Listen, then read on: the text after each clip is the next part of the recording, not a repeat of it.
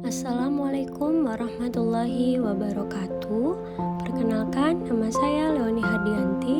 Saya sebagai peserta Latsar Calon Pegawai Negeri Sipil 2022 di Pemerintahan Kota Tanjung Pinang. Saya akan sharing pengalaman belajar saya selama mengikuti latihan dasar Agenda 3 bersama Ibu Desi Waryanti, Esos MAP. Di pembelajaran kali ini, saya dibekali ilmu mengenai manajemen ASN dan Smart ASN, yang dimana beliau sangat mudah sekali dalam menyampaikan materi, sehingga peserta Latsar CPNS bisa memahami dan menerapkannya di dalam kehidupan sehari-hari.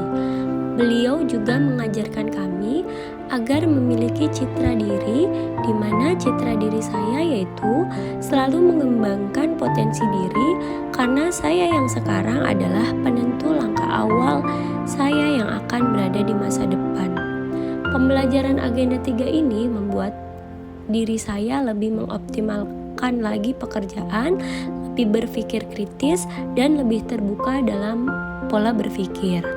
Saya akan mencoba menguraikan kembali materi yang telah didapatkan di Agenda 3 ini mengenai manajemen ASN dan Smart ASN. Manajemen ASN itu sendiri profesional, bebas dari intervensi politik, bebas dari praktik KKN, memiliki nilai dasar.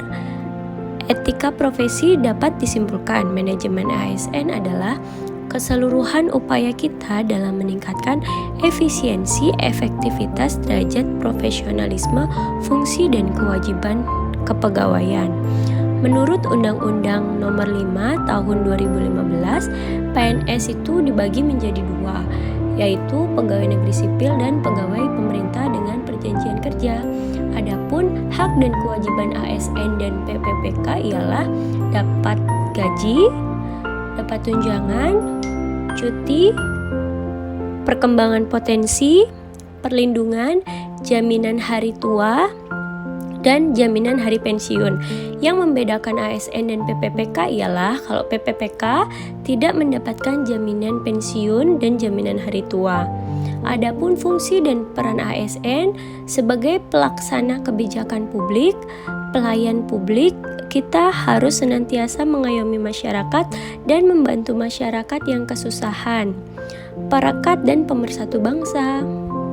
Kewajiban ASN yang saya ketahui harus setia dan taat kepada Pancasila, Undang-Undang 1945, NKRI, dan pemerintah. Menjaga persatuan dan kesatuan bangsa agar tidak terpecah belah. Selalu mentaati peraturan perundang-undangan dan siap untuk ditempatkan di mana saja.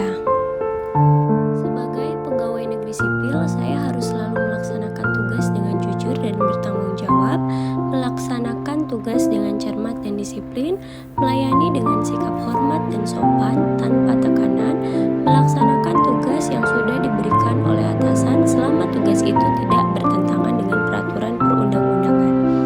Kita harus mampu beradaptasi dengan kebijakan yang sering kali berubah, mampu bertahan dengan kondisi apapun, mampu belajar sama tim, mampu mempelajari dan memahami hal baru dengan cepat, dan mampu tetap berprestasi dalam kondisi apapun, dan harus bisa mampu melalui berbagai tantangan. Smart ASN merupakan bijak dalam menggunakan sosial media dengan penuh tanggung jawab. Dalam bermedia sosial, kita harus memperhatikan dengan siapa kita berbicara. Perhatikan di saat kita menggunakan huruf, tidak semua saat kita berkomunikasi dengan orang lain menggunakan huruf besar. Hati-hati dalam menggunakan simbol-simbol ikon saat berkomunikasi. Memberikan respon dengan sesegera mungkin dan tidak memancing pertentangan, misalnya tidak membawa-bawa suku, agama, ataupun ras. Literasi digital skill, kemampuan untuk mengetahui, memahami, menggunakan perangkat digital kultur, kemampuan membaca, menguraikan, membiasakan, dan membangun wawasan kebangsaan, nilai Pancasila dan Bhinneka Tunggal Ika dalam keseharian, dan digital kebudayaan, digital etik, kemampuan menyadari, mencontohkan, menyesuaikan diri, digital safety, kemampuan mengenali, menerapkan, menganalisis, menimbang, dan meningkatkan kesadaran perlindungan data pribadi dan keamanan digital. Langkah efektif saat kita menggunakan media sosial. Yang pertama, digunakan password rutin untuk selalu mengganti password, aktifkan email tersambung, perkuat password dalam 2 keamanan, segera logout jika bukan perangkat utama. Jangan sembarang masuk ke dalam web, harus mencari akun resmi, jangan berikan password kepada orang lain. Sebagian besar di Indonesia masyarakatnya aktif dalam menggunakan media sosial.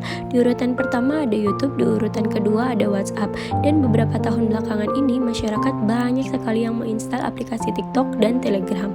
Kita harus tahu peluang apa saja yang hangat diperbincangkan oleh masyarakat agar kita bisa mengikuti tren yang sedang terus-menerus dan harus dapat bisa menyeimbanginya. Di instansi kami sendiri dalam mengelola media sosial berada di level 4, di mana kami menggunakan akun Instagram, web puskesmas, Facebook secara aktif dan dipegang oleh admin puskesmas kami. Jika ada pertanyaan masyarakat yang melalui Instagram maupun media sosial lainnya, admin kami akan segera menjawabnya dengan cermat. Sekian uraian agenda 3 latihan dasar tentang materi manajemen ASN dan Smart ASN dari saya. Kurang lebihnya mohon maaf. Wabillahi taufiq wal hidayah. Wassalamualaikum warahmatullahi wabarakatuh.